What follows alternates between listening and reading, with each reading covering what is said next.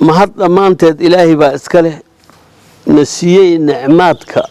faraha badan midda u weynna ay tahay islaamnimo marka ilaahaygaasa mahad iyo ciziba mudan waxaan rabaa saddex qodob inaan ka hadlo abaarta saamaysay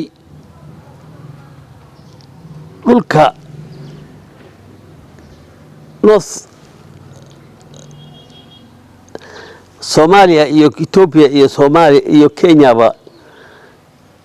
saamaysay inaan ka hadlo in yar inaan ka hadlo waan rabaa waxaan kaloo rabaa inaan ka hadlo afkan aniga aan ku hadli dadka ku hadla ee Soomaalida inaan u jeediyo baaq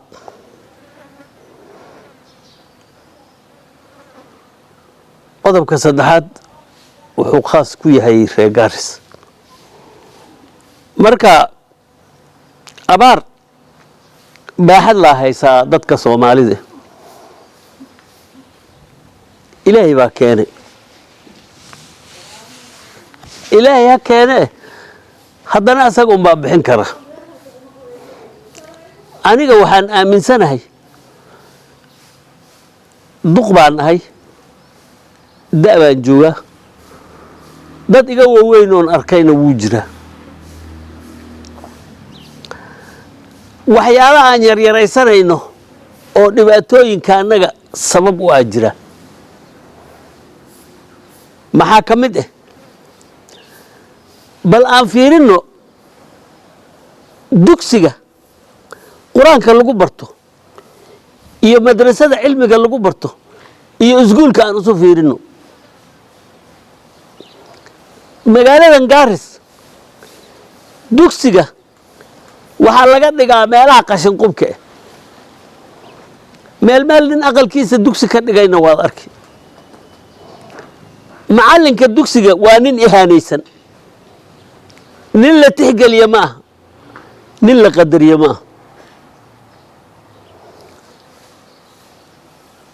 midka madrasada naftiisa kaas unba wax yar dhaamaaye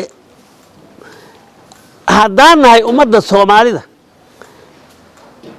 ilaahay wuxuu dhahay haddaad ii gargaartaan waan idin gargaari ilaahay gargaar kale hoos naga rabo male waxa weeye diintiisa haddaad u hiilisaan waan idin gargaari lugihiinana dhulkaan ku reebi u dhahay lugahanagii baa dhulka laga qaaday raadiya markaan furo waxaan maqlaa intaasoo wiil iyo gabar oo Soomaali oo tahriib ku dhintay aniga waxay ila tahay dadka Soomaalida ee afkan aniga aan ku hadli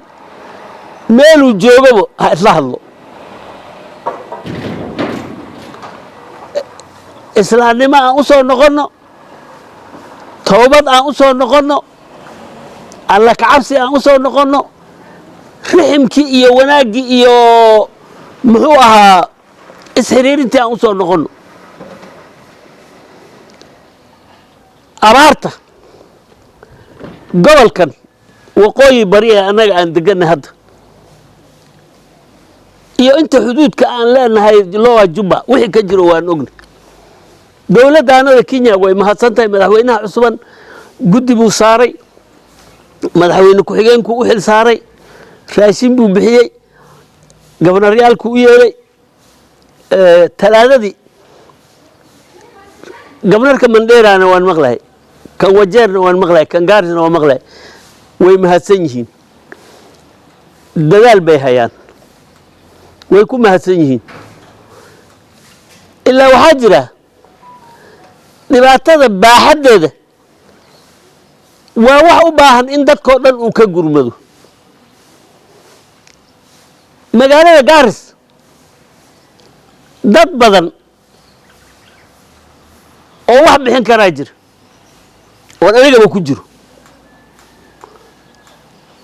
aan xil iska saarno dhibaatada dadka muslimiinta ah Gaaris hayso bal hadana meel kale ka gaari karin culama waxa la dhihi jiray bariga hore culama Allah dadkii hore ee Soomaalida sharafta culimada ay u qabtay waxaa ka mid ah waxaa la dhihi jiray culimo allah qabiil ma qabin laakiin hadda wixii asaga ahaa ma jiro culimo allah istaaga hadla baraarujiya dadka diinta dugsiyada gofnaryaalka waxaan leeyahay gofnarka Wajeer gofnarka Mandera gofnarka Gaaris waa mahadsantihiin laakiin waxaa la dhahaa doqon qufacday meel laga raacay ma ogto yaana noqonin sidii dhibaatadaanada u weyn dhibaatada noo keentay waa ihaanada diinta dugsiga culimada kala dambeyntii wax alla wixii islaamnimo ay ku dhaqnayd oo dhan baa meel iska dhigay marka dadka Soomaalida aan aniga ku jiro islaamnimo aan la imaano tawxiidka aan cusboonaysiinsano ani waan ashhaadan hadda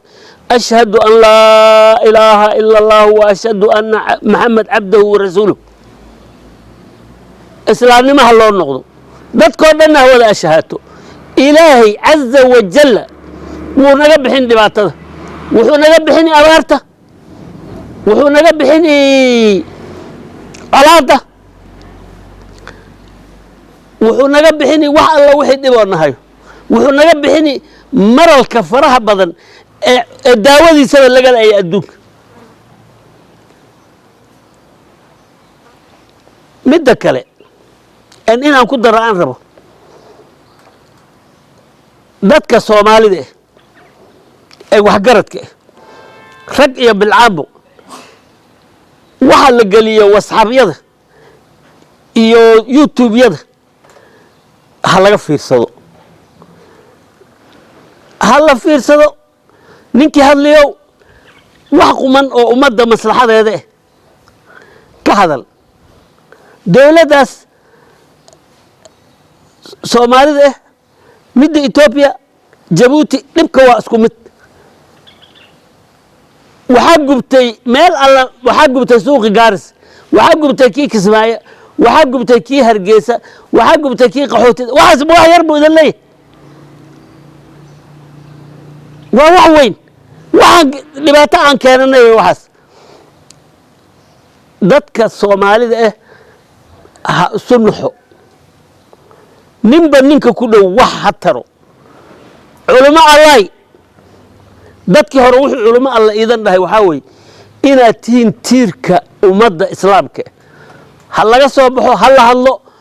hal la gargaaro dadka ilaahay dhibaatada uu naga bixinay wassalaamu alaykum wa rahmatullahi wa barakatuh